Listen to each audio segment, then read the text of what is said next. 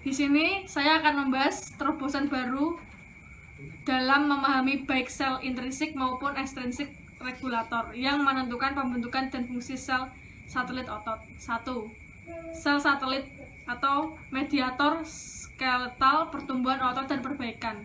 Otot rangka sebagian besar terdiri dari postmitotik atau serat otot berinti banyak yang menjelaskan hingga setengah dari massa tubuh manusia.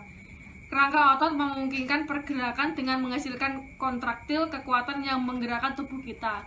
Otot juga berfungsi sebagai situs utama untuk penyimpanan glikogen, insulin, serapan, dan katabolisme asam amino. Dan dengan demikian memainkan peran penting dalam mengatur tubuh secara keseluruhan metabolisme.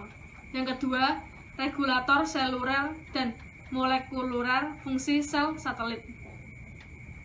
Kontrol yang tepat atas fungsi sel satelit sangat penting agar efektif regenerasi otot dan mungkin juga untuk melindungi melawan munculnya tumor otot.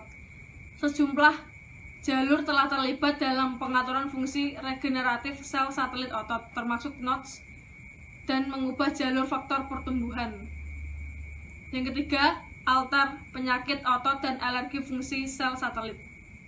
Sejumlah kondisi patologis termasuk bawaan miopati, denervasi, dan atrofi otot karena tidak digunakan, yang semuanya melibatkan hilangnya progres massa dan kekuatan otot. Juga mungkin menunjukkan penurunan dalam jumlah dan potensi proliferasi otot sel satelit.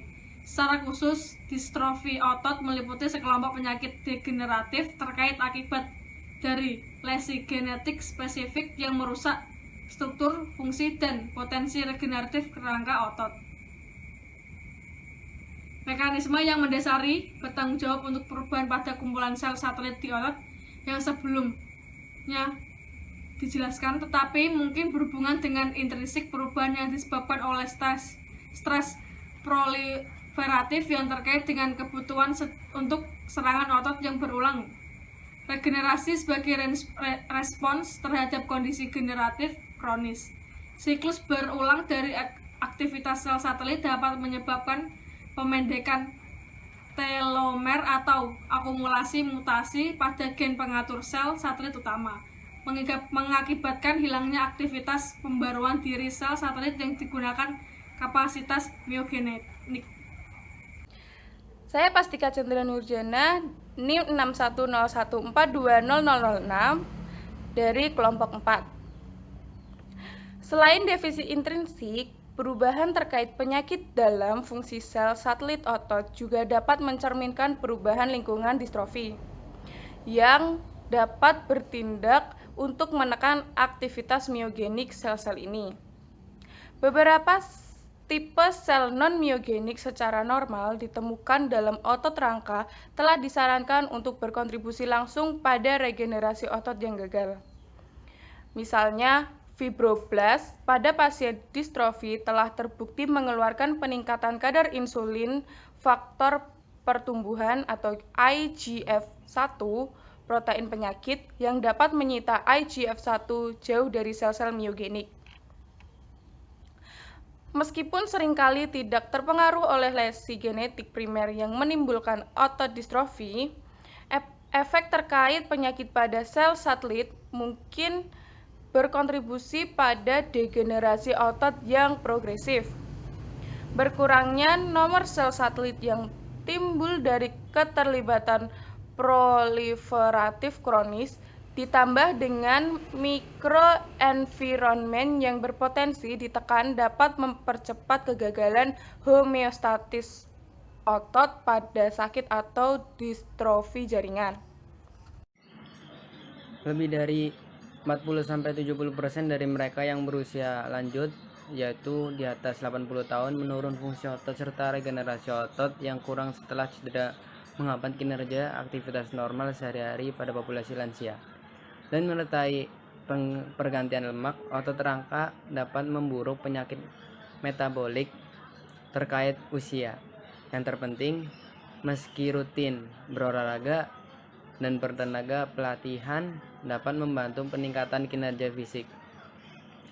Intervensi ini saja tidak cukup untuk dihentikan terkait usia penurunan fungsi otot atau untuk mempertahankan potensi regeneratif otot. Contohnya pada tikus yang berulah. Perkenalkan, nama saya Gigi Serdian. Nomor induk mahasiswa saya 6101420037 dari Rombel WCKRA. Pada gambar 3 ini, dengan adanya penuaan jumlah sel satelit per myofibre menurun dan sel-sel yang tetap berfungsi kekurangan yang membatasi potensi regeneratif mereka. Pensinyalan yang berlebihan melalui jalur persinyalan WNT dan TGF-beta, serta peradangan kronis, pemendekan telomer dan spesies oksigen reaktif telah terlibat dalam efek terkait usia ini. Namun, secara signifikan, setidaknya beberapa cacat terkait usia pada sel satelit otot tampaknya dapat disembuhkan dan aktivasi dari node signaling. Latihan ketahanan dan eksposur ke lingkungan sistemik awet muda telah dilaporkan memulihkan potensi regeneratif melalui perubahan jumlah atau fungsi sel satelit. Nomor 8. Menggunakan sel stem untuk model penyakit dan menemukan obat baru. Seperti yang dibahas secara rinci di atas, sel-sel satelit otot adalah sel induk spesifik jaringan potensial yang menjanjikan pengobatan regeneratif baik melalui peremajaan atau aktivasi program myogenik endogen atau dengan transplantasi sel untuk mengisi kembali kumpulan sel satelit yang habis atau disfungsional. Jalan ke depan untuk mewujudkan janji-janji ini akan diterangi sebagian oleh studi biologi dasar menggunakan analisis genetik dan genom sel satelit di lingkungan alami mereka. Dalam hal ini, kami beruntung bahwa sel-sel satelit otot dapat langsung diisolasi dan dibiarkan. Jaringan mungkin akan kekurangan pasokan. Dalam situasi ini, strategi menemukan penemuan obat akan bergantung pada perkembangan kondisi yang memungkinkan perbanyakan sel otot bonafit secara in vitro secara ekstensif.